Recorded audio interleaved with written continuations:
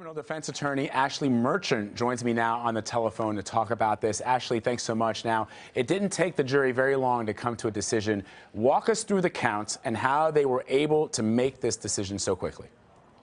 You know, I don't think it would take very long at all because they had to vote on a foreman, vote on a foreperson, and then they probably had to use the restroom. They wanted to see this evidence again. They wanted to see the actual testimony of him as to which people he believed he shot. And I think that shows that it's a very conscientious jury who's actually going through the charges and wants to make sure that they get it right, wants to make sure that they actually evaluate each and every charge for each and every individual to make sure that they got all of these counts right. I'm not surprised that it didn't take very long because, I mean, essentially he confessed. And essentially his defense lawyer said in closing arguments that he did it, that he was guilty. They're really much more focused on the next phase, the penalty phase of this case. And speaking of that penalty phase, Ashley, the sentencing doesn't start until January. Why is the judge waiting? Why not do it now? You know, I understand that because the court system really shuts down over the holiday season. You've got a lot of jurors who have travel plans, and so it's really out of consideration for the jurors, for the folks that are involved, the court staff, you know, people that have holiday plans, people that have things like that, because this is really a trial within a trial, and the penalty phase could take weeks. I've actually had cases where the death penalty trial was much shorter than the penalty phase. So it actually may end up taking more time. And so the fact that he's waiting until January is not surprising at all, really, given the amount of time that this could take in consideration for all of the folks that are involved. Ashley, were you surprised? Well, let me put it this way. It was, I think, unbelievable to a lot of people that the family members of the victims, in many instances, did not and do not want to see Dylann Roof executed for his crimes. I think a lot of people feel that they are much bigger people than most of us could be. Do you think that that will play into the sentencing? It definitely will play into the sentencing, and I think they are amazing people. I mean, the fact that they can overcome that and that they can see beyond their own sorrow and actually look deeper, and I think a lot of them are very religious people. And I think the fact that these folks, in their hearts and in their religion, morally are opposed to the death penalty, and when they lose a loved one, they can still stand by that belief. That speaks volumes, and I think that the jury is going to listen to that. I think the jury is going to hear that, and it's going to be very impactful how much the jury actually agrees with what these folks want, you know, and I mean, they're the ones that really have been the most affected by it, the family members, and the fact that they're saying, you know what, morally, we're bigger than this. Morally, the death penalty is wrong. I think that's going to carry a lot of weight with the jury. The question, though, is that there's going to be some folks that want the death penalty. And will the jury give a death sentence for those folks and then maybe spare his life on the other counts for the folks whose families don't want the death penalty? I think we could see that, where in the end, he's still getting the death sentence. If he gets it on one count, it doesn't matter if he gets it on the others, you know? And you know, what's interesting, Ashley, is that his lawyers seem to hint that he was mentally unfit for committing these acts and even for the death penalty, but they didn't introduce a lot of evidence to support that. Why do you think that was?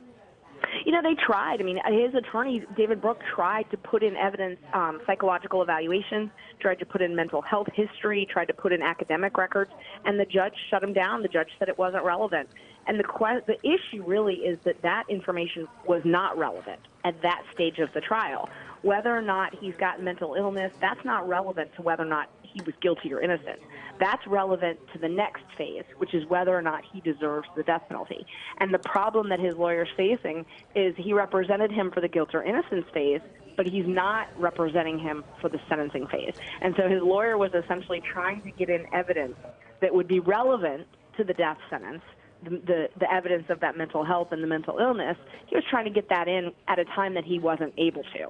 And so, you know, he was trying to do that because that was his only shot, because Roof is not having him as his lawyer for this second phase. And so I think that we're not going to hear the evidence of his mental illness, because I think Dylann Roof does not want anybody to hear that evidence. And I think he's going to work very hard to keep that from coming to light. Yeah, so Dylann Roof will be defending himself in the penalty phase. He defended himself this week. I mean, how do you think how is that going to play out? I think he's going to do one of two things. And I think that the main motivation that he has is to keep his history from coming out. I think he does not want the public to dig deep into his own personal history and his own mental illness. But why? He's been found guilty. What is the rationale behind that? He's been found guilty, but he probably doesn't want to be portrayed. This was a public statement. I mean, you've got to take it back to why he did this. This was a public statement. He wants this to be his racist rant.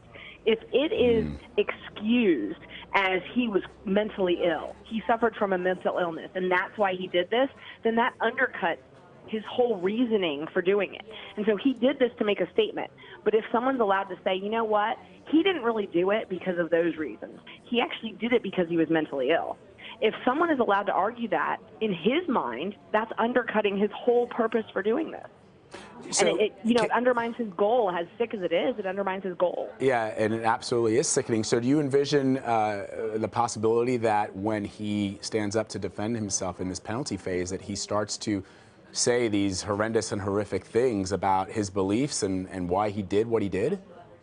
I think we're going to see one of two things. I think we're either going to see that, where he stands up and he continues to utter this hate, and I think we're going to see the judge quickly shut that down, but I think that he might attempt that. Or on the flip side, I think we're going to see him be completely silent, where he puts up absolutely no defense and he just sits silent the whole time. There's been reaction, of course, from many leaders in South Carolina. Governor Nikki Haley put out a statement. It is my hope that the survivors, the families, and the people of South Carolina can find some peace in the fact that justice has been served. This seems, and you're there. I mean, this seems to have united the entire state, but everybody around in the country in this horrific act, and now the fact that he's been found guilty. You're going to see this very swift reaction from, I think, people all over. Oh, we needed this. And I mean, we as a society needed it, but I think that the victim's family needed it more than anything. But, you know, the community in the South needed it. We needed this closure. We needed this hatred. We needed him to be found guilty. And so I think the healing process can start. It's unfortunate that now we have to go through a penalty phase in order, for all of this to come back up. But the government is seeking the death penalty, so that's something that has to happen. There has to be a penalty phase. But once it's all said and done, once it's over, I think then is when the community can really begin to heal. Is there a chance that in representing himself, and as you point out, the thinking is that he doesn't want to, or he wants to avoid courtroom disclosures about his family and perhaps his psychological background, by representing himself and defending himself in the penalty phase, that he might actually avoid the death penalty? He might actually avoid the death penalty because those things don't come out. I mean, that's the thing about death penalty juries. They're able to make an individual determination. They can base it on anything. They can base it on some glimpse of mercy that they feel in their hearts. They can base it on some moral opposition that they somehow find to the death penalty. They can base it on anything, really. And so, there's no telling by him standing silent if that will garner more sympathy than if he gets up there and goes on his racist rant. I mean, quite frankly, if those are the two options that he has, if he's trying to avoid the death penalty, being silent would probably work to his benefit. But, I think that he suffers from such strong mental illness that we don't know his motivation. We don't know if he's even, he was deemed competent, but that's a very low standard. Just because a defendant is competent doesn't mean that they actually have the mental awareness to make these rational decisions that you or I might make. So, he's just not thinking rationally. So there's no telling how he's going to behave during this trial. The news out of Charleston, South Carolina, Dylann Roof, the radicalized, self-radicalized, some would say, young white supremacist who killed 9 black parishioners at the Emmanuel African Methodist Episcopal Church, has been found guilty by a federal jury on Thursday. Ashley Merchant, we thank you so much. Thank you.